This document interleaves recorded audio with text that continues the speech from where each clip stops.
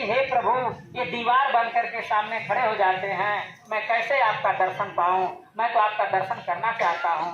जब विरह और तड़प के साथ जब भक्त रोता है तो गुरु महाराज कहे करे बच्चा, जब पूरी तड़प से पूरी लगन से जब तू याद करेगा और रो देगा तो मालिक जो है वो कितना हो वज्र किवाड़ है, वो तुरंत खुल जाएगा और टूट जाएगा। वो तड़प में वो ताकत है, वो भक्ति में वो ताकत है। तो गुरु महाराज तो हमें हर तरह के दाव बताए। सत्संग में गुरु महाराज ने कहा कि बच्चा दाव बताए, जैसे दो पहलवान लड़ाई लड़ते हैं कुश्ती, तो उनका गुरु जो है दाव बताता है कि कैसे उनको पछाड़ोगे। तो वैसे ही गुरु महाराज सत्संग में जो है वो हर तरह के दाव बताते हैं। लेकिन हम उन वचनों को, गुरु महाराज ने कहा कि जब तुम उसकी कदर नहीं करोगे तो अगर एक वचन छूट गया तो काल की उतनी ही जूतियां पड़ेंगी। हमने उस शब्द की कदर नहीं किया।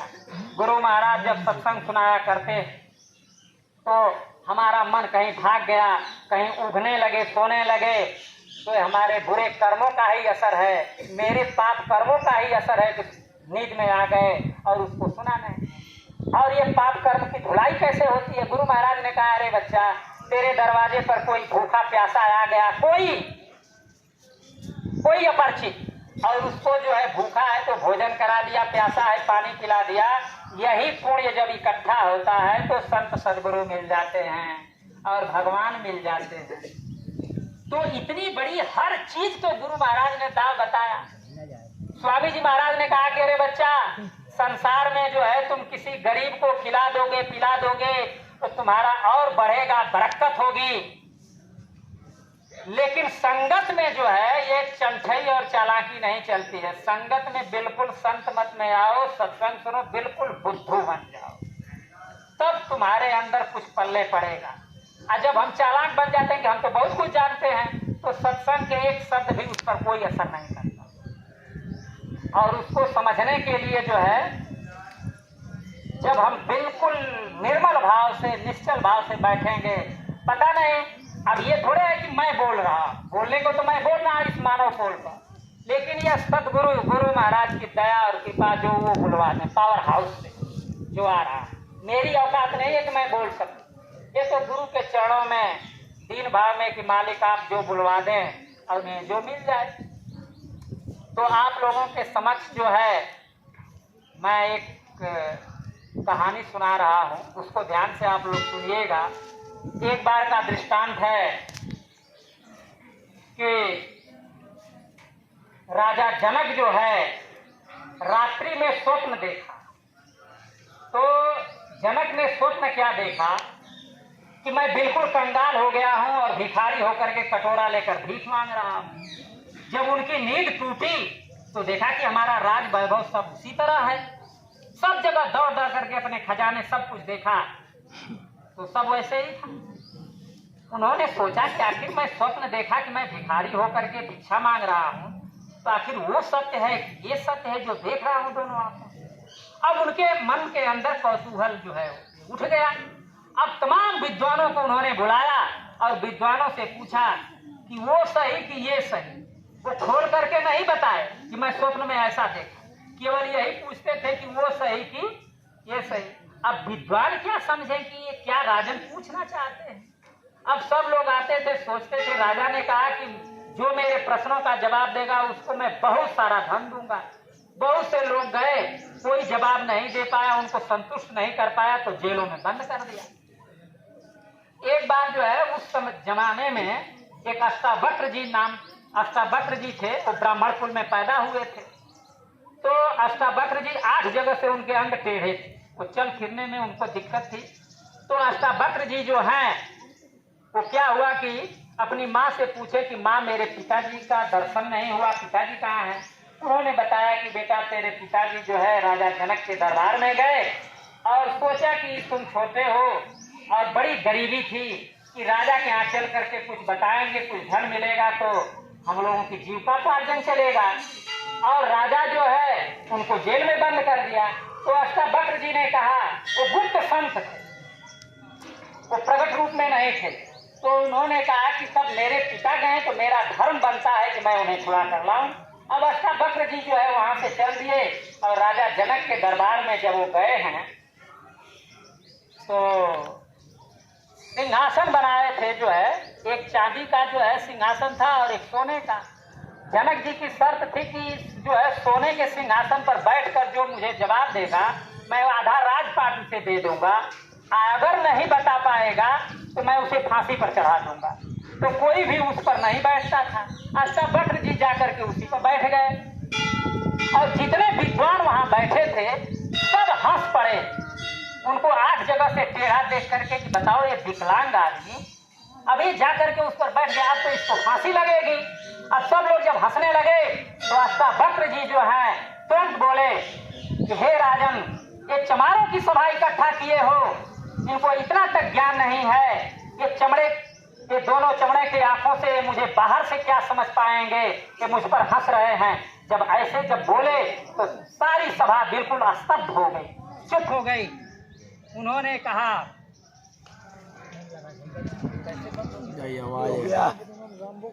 रामभोग अपना प्रश्न पूछिए। आपका प्रश्न तो यही है ना कि जो आप रात में स्वप्न देखे कि मैं भिखारी हो गया हूँ और कटोरे लेकर भीख मांग रहा हूँ, और जब जगे तो देखे कि हमारा सारा राज्य वैसे ही है। अब जनक जी ने कहा कि ये हमारे प्रश्नों का जवाब दे। कहा कि हाँ महाराज, हमारा प्रश्न यही। तो अष्टावक्र जी ने कहा कि इसका जो है पारितोषिक हमें चाहिए। तो राजा ने कहा कि जो आप मांगिए हम देंगे। अष्टावक्र जी ने कहा राजन सोच लो, मैं कुछ भी मांग सकता हूँ। राजा ने कहा कि मैं सोच लिया।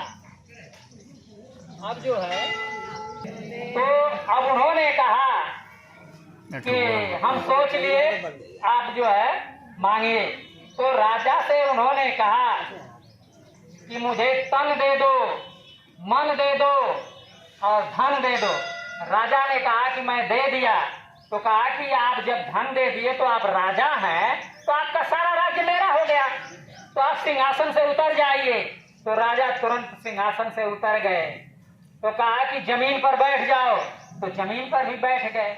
उन्होंने कहा कि ये प्रजा का जो जूता है उसको आप उठा करके सर पर रख लीजिए। राजा को तो इतनी तीव्र इच्छा थी उसको सत्य को जानने की, वो थोड़ा भी लेस मात्र देर नहीं किए, तुरंत जूते को सर पर रख दिया। तो बताइए, अपने राज्य में एक राजा को प्रजा को जूता सर पर रखना ये कोई साधारण बात है? आपको अगर अभी कह दिया जाए तो आप नहीं उसको सुनोगे। तो आप इसको समझते चलिए कि जूता को रखने का मतलब कि अहंकार का बिल्कुल परित्याग कर दिया। और उन्होंने जब हुक्म दिया कि जमीन पर बैठ जाइए तो जमीन पर भी बैठ गए। तो राजा अष्टावक्र जी ने कहा कि हे राजन, तुम तन और धन तो दे दिया, लेकिन मन भी हमें अर्पण कर दो कि यह मन मेरा नहीं है। तो कहा कि मैं दे दिया, लेकिन फिर उनका इधर उधर मन जाने लगा। कहा नहीं, अभी आप मन नहीं दिए।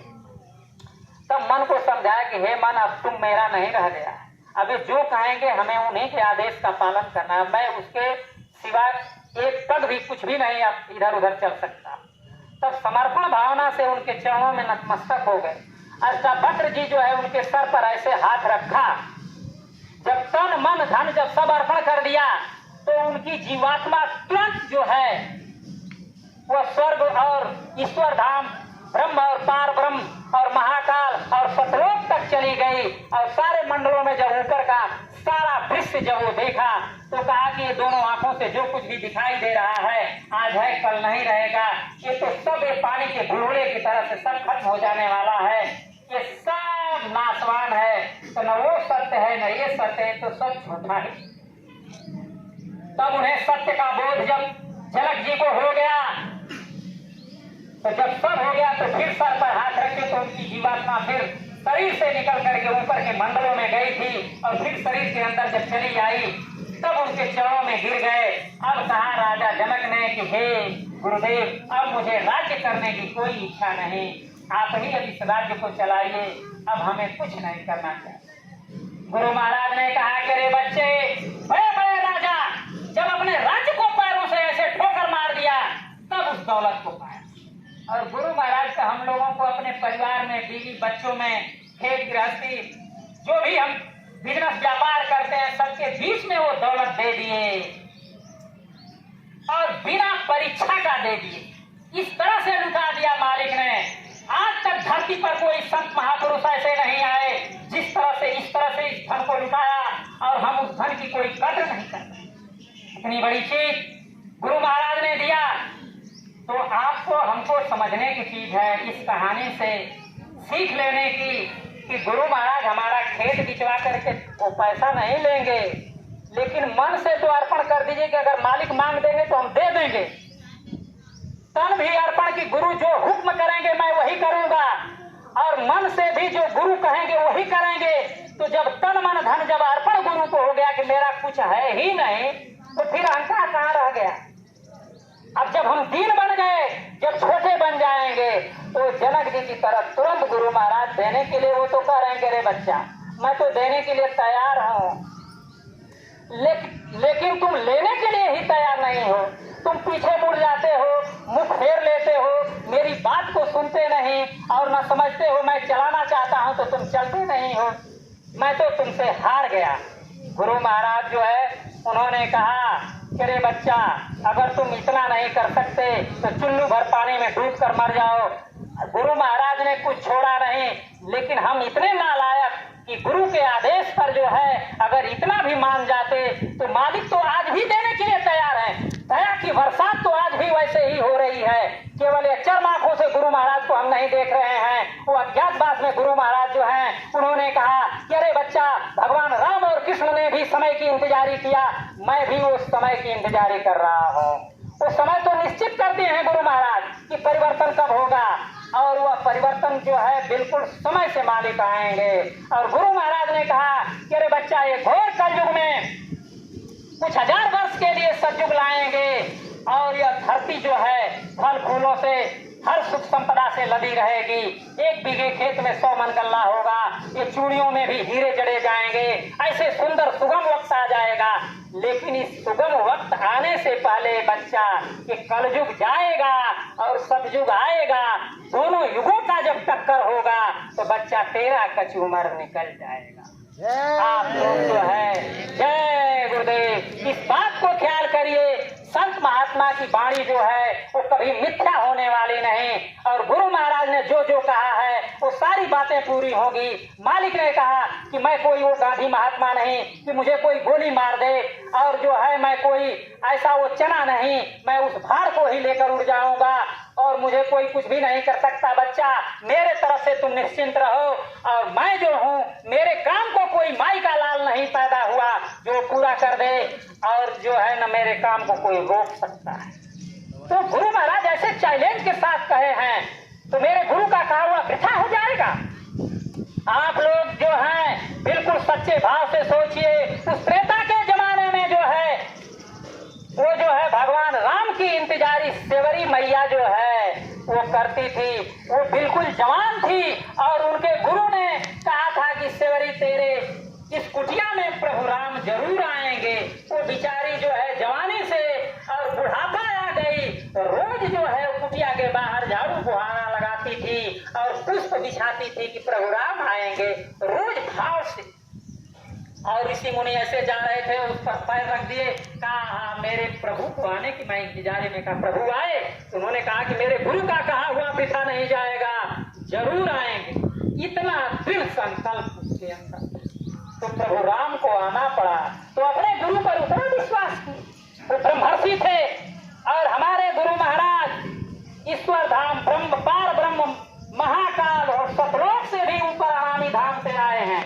इतना बड़ा ब्रूट पावर लेकर के कि भगवान राम और कृष्ण भी जो हैं अपने 3 लोक के नायिका गुरु आ गया थे, वो भी अपने गुरु के चरणों में अपना मत्था रगड़ते रहे।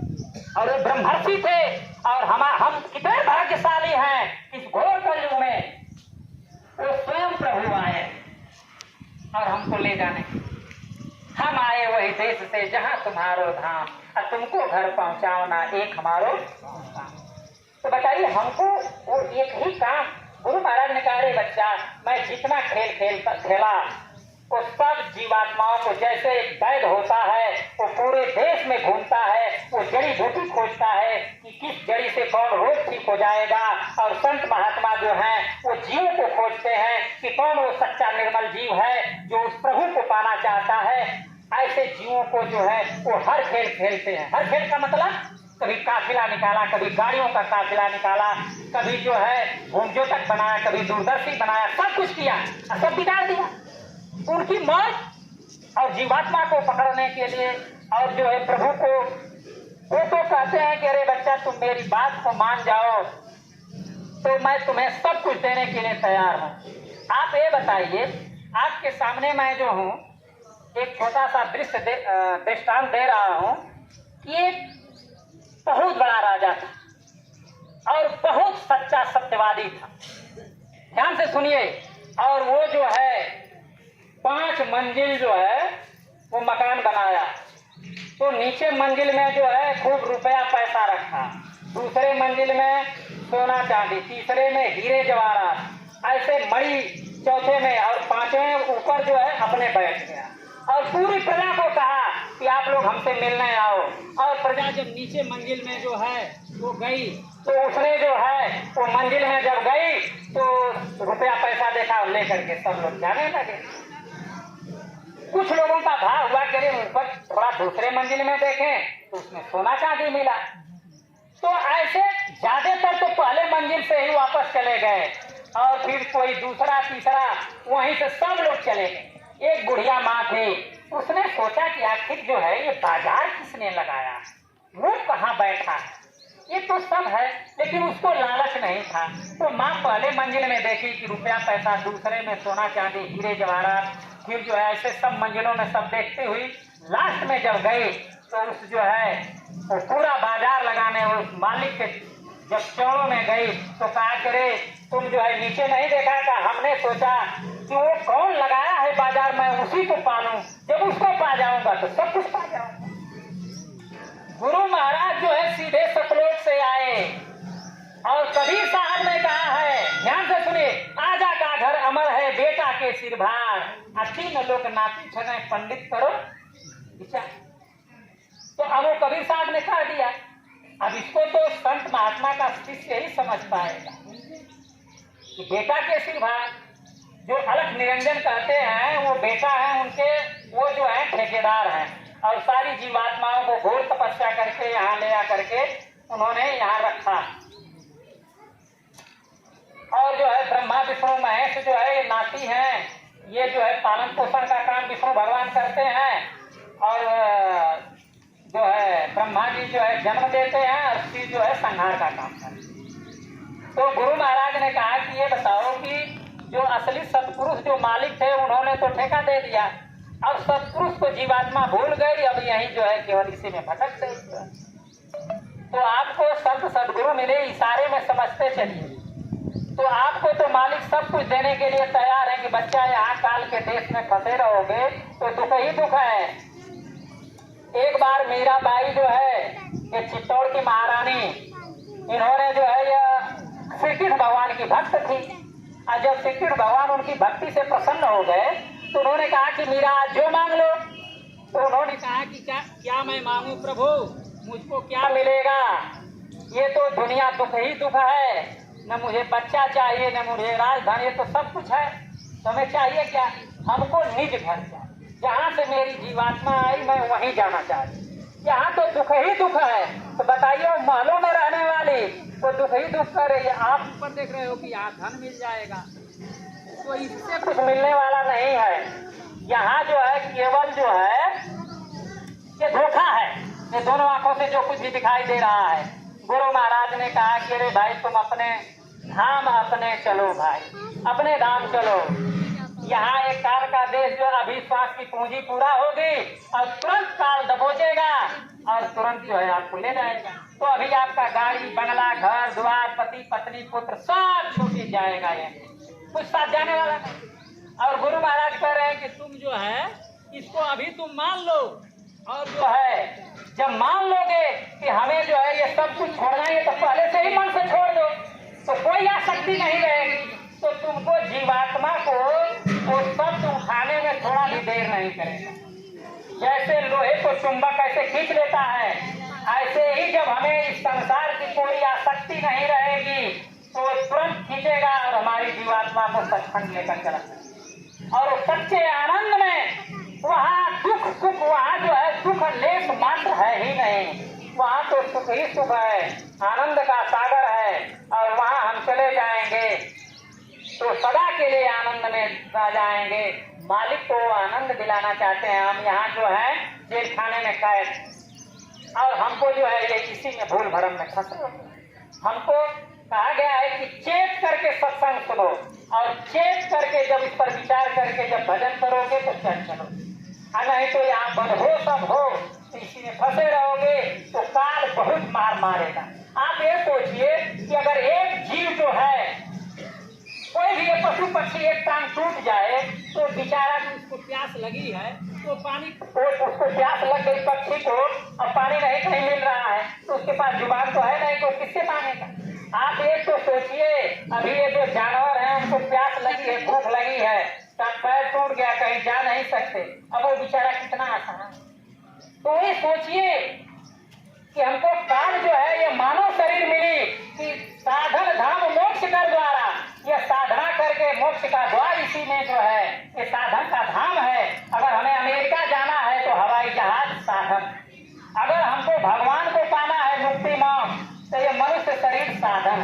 इसी में हम जो है ध्यान भजन सिमरन कर सकते हैं और जा सकते हैं, मालिक को पा सकते हैं। तो हमारे अंदर वो लगन, वो कशिश, वो तड़प, ये सत्संग सुन करके ये पूरा भाव बना करके आज हमें जाना है कि गुरु महाराज से अर्ज लगा करके कि हे मालिक मुझ पर ऐसी दया और कृपा कर दीजिए कि अब जो है अब की पासा ना फिरे तो फिर 84 लाख योनियों में हम चले जाएंगे और कितना कष्ट मिलेगा। आपको क्या, आप जीवों को तो देखिए कितनी पीड़ा में तकलीफ में है। अगर घोड़े को बुखार भी है और वो एक बार डंडा मारता है उसको चलना है, तो आप इस पर ध्यान दीजिए। गुरु महाराज ने कहा कि बच्चा मेहनत और ईमानदारी से कमाओ और सत्य बोलो, किसी को बुरे निगाहों से मत देखो, किसी से ईर्ष्या मत करो, सबसे प्रेम से रहो और मालिक से प्रेम कर लो तो आपके अंदर जो है वो भाव आ जाएगा। गुरु से जो प्रेम कर लेगा सदगुरु से तो गुरु उसमें सब कुछ भर देंगे। मालिक तो ऐसे दाता हैं, ये भिखारी सारी दुनिया, और दाता तो एक ही है, तो देने के लिए आए ही हैं, वो तो देना ही चाहते हैं लेकिन हमको लेने भी नहीं आता। गुरु महाराज कहे अरे बच्चा मैं तुमको दे भी दूं तो उसको फेंक दे, तो नापाक दिल पर दया होती है तो दया भी फट जाती है। तो वो दिल निर्मल निर्झर कैसे होगा? सत्संग से, सेवा से और गुरु को याद करने से जो है वो निर्मल होगा। तो हमें ये चीज जो है अपने दिल में बिठाना है और बिल्कुल अपने को छोटा अहंकार मत करिए। गुरु महाराज ये बताइए, सारी जीवात्माओं के स्वामी और गुरु महाराज मंच पर आकर के दोनों हाथ जोड़ करके ऐसे झुक जाते हैं जो कि वो सारे जीवात्माओं के स्वामी। तो हम उनके अगर शिष्य बनना चाहते हैं, शिष्य हैं, तो हमें क्या करना चाहिए? हमारे अंदर वो अहंकार, हमको कितना छोटा बन जाना चाहिए। तो कह रहे छोटा बन जाओगे तो सब कुछ मिल जाएगा। अरे बच्चा ये पैरों से ये रौंदी जाती है धूल, और जब आंधी आती है तो धूल उड़ करके राजा के मुकुट पर बैठ जाती है। तो उसी तरह गुरु महाराज कहे कि बच्चा जब छोटे बन जाओगे, दीन बन जाओगे तो ऊपर उठा लिए जाओगे। और गुरु महाराज देखिए ये भक्ति जो है ये 2 प्रकार की होती है। एक तो ज्ञान भक्ति होती है और ये जो है हम लोग जो है ना, ये जो गुरु को मान रहे हैं यह ज्ञान भक्ति नहीं है। जो ऋषि मुनि साधना करते थे वो अपने बल से साधना करते थे, तो वो कहीं भी साधना में गिर जाते थे। और जब हम गुरु का सहारा लेकर के करेंगे तो हम गिर नहीं सकते। गुरु हमारी हर जगह संभाल करेंगे, हर मंडलों में संभाल करेंगे। ये गुरु का यही रूप अपने यहाँ बिठा लेंगे तो इसी रूप से मिलते जुलते लिंग लोक में लिंग शरीर में गुरु मिलेंगे, ईश्वर धाम में जो है स्थूल शरीर में मिलेंगे, ब्रह्म धाम में कारण शरीर में जो है वहां भी हमारी शरीर खोल उतर करके उस मंडलों में, तो गुरु भी हर मंडलों में इसी रूप से मिलते जुलते आपको मिलेंगे। तभी तो हमें विश्वास होगा कि हमारे गुरु मिल रहे हैं, हमारा काम करेंगे, वो आगे आगे चलेंगे। तो गुरु अंदर और बाहर हर जगह संभाल करते हैं। लेकिन हम जब उनसे प्रेम करेंगे तब हमें बोध होगा, हमें ज्ञान होगा वो सच्चा। तो मालिक का बन करके तो हम देखें कि हमें क्या चीज। तो हमने तो कभी मालिक का जो मालिक कहेंगे हम वही करेंगे। तो ये करके देखिए कि वो क्या जलवा मिलता है। वो गुरु का प्रेम में वो सब कुछ दे देंगे। वो तो देने के लिए ही आए ही हैं, लुटाने के लिए। लेकिन हमको जो है इस दोनों आंखों से जो कुछ भी दिखाई दे रहा है एक कीट मरकट की तरह से जो है हम फंसे हुए। थोड़ा सा उदाहरण हम दे रहे हैं आप लोगों को। ये कीट मरकट किसको कहते हैं? जैसे जो है ये बंदर जो होते हैं इनको पकड़ने वाला नट जो होता है वो चना जो है भिगो करके ऐसे बिखेर देता है थोड़ा सा, और बंदर दौड़ कर आते हैं और एक हड्डिया का मुंह इतना सकरा होता है कि उसमें वो चना भर देता है नीचे। जब बंदर उसमें हाथ डालता है मुट्ठी बांध करके सोचता है कि निकाल कर चने खाएं, तो जब मुट्ठी बांध लेता है तो हड्डिया का मुंह इतना सकरा होता है कि हाथ उसका फंस जाता है। अब वो आता है और उसको पकड़ने वाला उस बंदर को पकड़ लेता है। और बंदर ये समझता है कि वो चने के लालच में मुट्ठी को छोड़ता नहीं। अब वो तो चने के लालच में मुट्ठी बांध लिया, हाथ फंस गया, तो वो समझता है कि हड्डिया मेरा हाथ पकड़ लिया। लेकिन वो हड्डिया हाथ नहीं पकड़ा, वो लालच में मुट्ठी बांधा है इसलिए फंस गया। और जो है एक कीट मरकट, तो मरकट तो बंदर को कहते हैं। कीट जो एक तोता जो होते हैं पक्षी, वो जो है उनको फंसाने के लिए क्या करता है बहेलिया कि एक रस्सी बांध करके उस पर खल बांध देता है और एक जो है रस्सी पर घिर्री बांध देता है, ऐसे नाच जाएगी।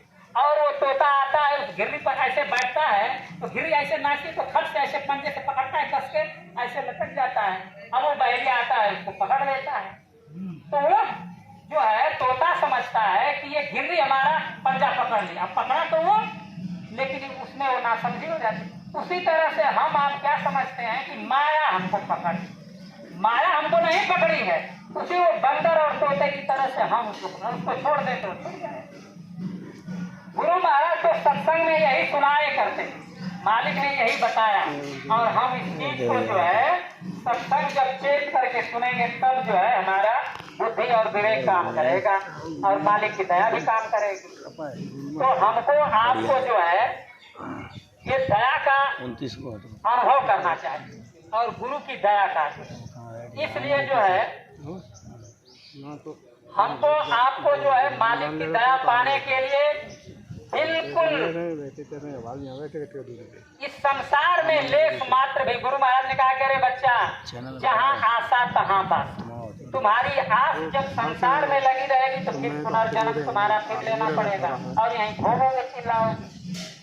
अब जैसा हम कर्म किए